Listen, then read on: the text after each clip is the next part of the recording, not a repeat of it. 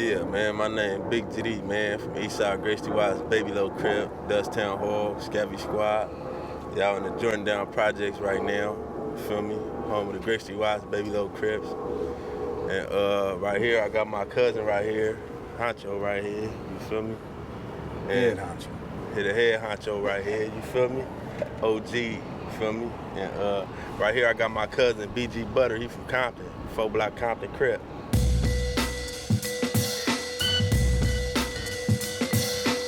I was born up in Compton, you feel me? And I was raised up in Compton and Watts, in LA, everywhere, like, you feel me? But this where I came from, like, this where I was raised at the Jordan Downs. What was the first school you attended as a youth around here?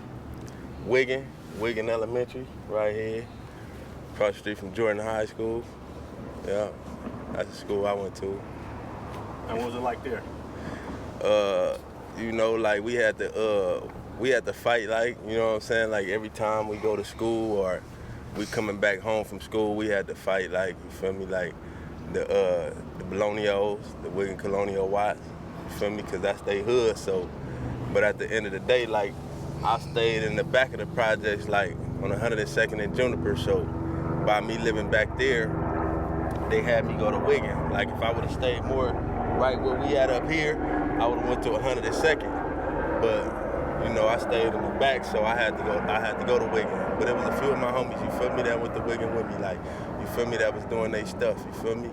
Lil E-Rock, you feel me? You feel me? Free Lil E-Rock, you feel me? DK, free DK, you feel me? On Grape, like Lil Mo C, GIP, Lil Mo C.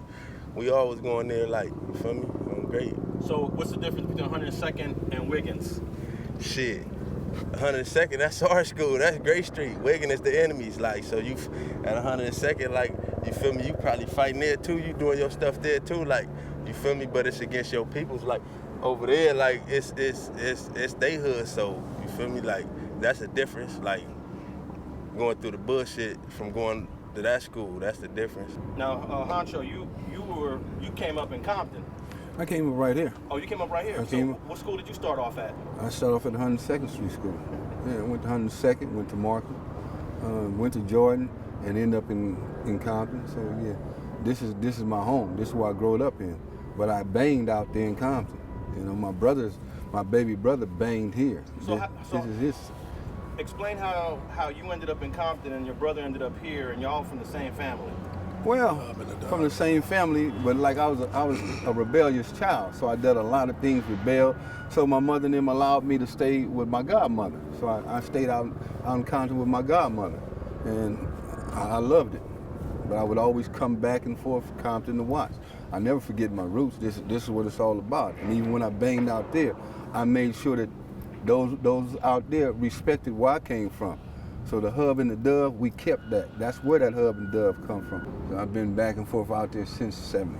And in 71, what was in Compton on the streets back then? Even Grandee wasn't even out in 71. No, they had just started to appear. You know, when I left here, me and Mack Thomas, we both out there now. And Mack was off the original east side.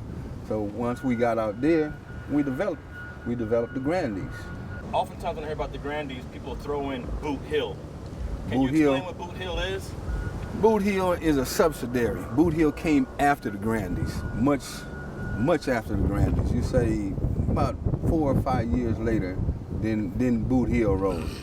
We had to leave the Grandees because they made it so we couldn't stay there no more. Everybody had left, so there was no way we could just stay in the Grandees anymore. The police made sure of that. So we started coming down the street, and we went down to Boot Hill. Now, is Boot Hill on the other side of Alondra? And you guys? No, it's down on Alondra, but it's on the east side, the west side, the east side of Alondra. Yeah, the east side of Alondra. So we went down there, and it's right across the street from Park Village. So we knew, hey, we got Park Village over there. If we go to Boot Hill, we can take Park Village. That was the whole reason we went to Boot Hill, to be able to take Park Village. And we did. Okay. Now, in more recent years, has the relationship between Grape Street and Compton Crips maintained all these years from what Hauncho had established 40 years ago? On Grape, it's the hub and the dove, you feel me? That's what it is, like, that's what we push, like, you feel me? Like everybody from Compton, Watts, and Linwood, like we together. Like when we go to jail and all that, even on the streets, when you see somebody from Compton, a Compton Crip, you feel me? Like man, hubbing the dub, shit like that. You feel me? Shout out to my boy pt.1 boy. You feel me? Park Village Compton Crip. He be in the hood with us, fucking with us on Grape. You feel me? Like my cousin right here, 124th, like 4-block Compton Crip. You feel me? Like. Shit, he be in the hood. He been in the hood since he was a kid. He supposed to be from Grape Street, on Grape, like all his family from Grape Street. He just wanted to be different. Like he know he was supposed to be from the hood, but you know it is what it is. You feel me? He wanted to make his own path, like you feel me? So that's what he did. Now, Hauncho, Mack Thomas lived on the east side, I think of 108th around before he went to Compton. No, he lived on 103rd. 103rd. And Yeah. did you know him before he went to Compton? Yeah. Talk about when you first met Mack Thomas. Oh, when I first met Mac, we was back in junior high school. You know, we was at Markham. You know, we was in the same class. You know, and he was a bully, I was a bully, and we bumped heads. You know, we bumped heads over a chick, and I was like, so what's up, man? You know, what's up, nigga? I'm like, yeah, what's up? You know, we bumping heads about some bro. So after class, you know, we both talked and said, man, you know, this bitch, man, she playing both of us. So we say, what? We gonna go see her together, and we went and saw her together, and from that on, it just blossomed into a big relationship. But then, my mother had a little crew for WLCAC with a lot of women right at Grape Street Park, right? And so Mac, my brother, and a few others had another crew over on Gorman Street. Well, Gorman Street was like representing Grape Street. You know, even before the banging got started, this was the Gorman Street crew was.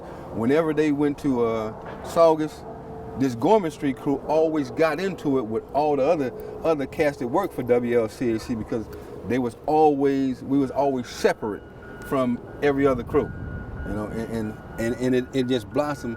But by us getting into a lot of things with a lot of people, we built a bond. And so when they moved to Compton and I moved to Compton, here it is. We're like, hey man, you out here? Yeah, oh hey, well, you know what's up? And we formed Grannies. We formed the Grannies, but it was me and his little brother because he was still in. His little brother Melvin Thomas, and we formed the Grannies. And Matt came out, and everything was right there. And from that moment on, we just build and build, and all the other sets began to emerge. Now. Mona Park was already in existence. Carver Park was already in existence. So we don't never forget that. But the Grannies is what gave Compton its flow. So after Grandee was established by you and Mack Thomas's little brother, what are some of the other Crips that immediately pop up after that? After that, you got 165 Nutty Block. That emerged out of the Grandees. Then you got when you went down to Boot Hill, then you had Spooktown, then you had Park Village, then you had Acacia Block, then you had you say that Atlantic Drive and Santana, they came later, and they came after we emerged and started going down that way. We hadn't started going that way yet. We were basically in the central part of Compton just yet. Then we started emerging past Santa Fe. Do you know how Spooktown got started? Sure. Yeah, Spooktown, hey look, we, Little Roscoe, which is, that's where Spooktown was. It was in one little house. Little Roscoe, cartoon. They had a house full of, and they always had women over there. And the low riders would go over there. So we was over there. And out of that, and there was a lot of Park Village Crips going over there. There was a lot of Boot Hill Crips going over there. And that emerged. Next thing we know, there's Spooktown. Now, what goes on in Spooktown now, nobody knows. Is they still in existence? Yeah. Yeah, there's still some OG Spooktowns around. Cartoon's still around. He's still around. Hey, Little Roscoe's still around. So yeah, and they were Spooktown. Growing up, like, I was really like born into this, if you want to say, like how I feel, like, you feel me? And at the age that I really started gang banging, when I was really out here pushing this shit hard, like I was 11 years old. When we built Compton, I was 15. Yeah, I was 15 at the time. So when you first met Mack, it was pre-cripping, right? Was it? Yeah. When we first met together, I mean, we done everything. You know, we played on the same ball teams. You know, we had a love for each other like brothers. I mean, he was just like my brother. You know, and then he used to make me laugh all the time because he reminded me of James Cagney. He was that kind of little guy that he was a tough little guy. You know, and then his father, like my father, I had a father who worked hard. You know, he didn't want none of this for his kids. Mack's father didn't want none of this for his kids either. You know, and we had so many bonds that we built off of. Our fathers alike, our mothers alike. You know, he got 4 brothers. I had 4 brothers. So we had just so much commonality that brought us together. And then this sealed everything right here. Now, when you guys formed that in Compton, did that have to go through Raymond Washington? Was there a protocol, or were you just guys kind of like renegades and say, we're going to do our own cripping? Well, at first, we was renegading, you know, because now we here, and we need something, you know, because now we in another neighborhood, and it's just me and him and our little offspring. So, but now once Raymond finds out, hey, when he get out, he coming to see what's going on out here in Compton, because now he don't just hear no Grannies, he hear Compton Crips. So he wants to know, you know, what's this? What is this? You know, and him and Mack was always very tight. Very, very tight, no matter what.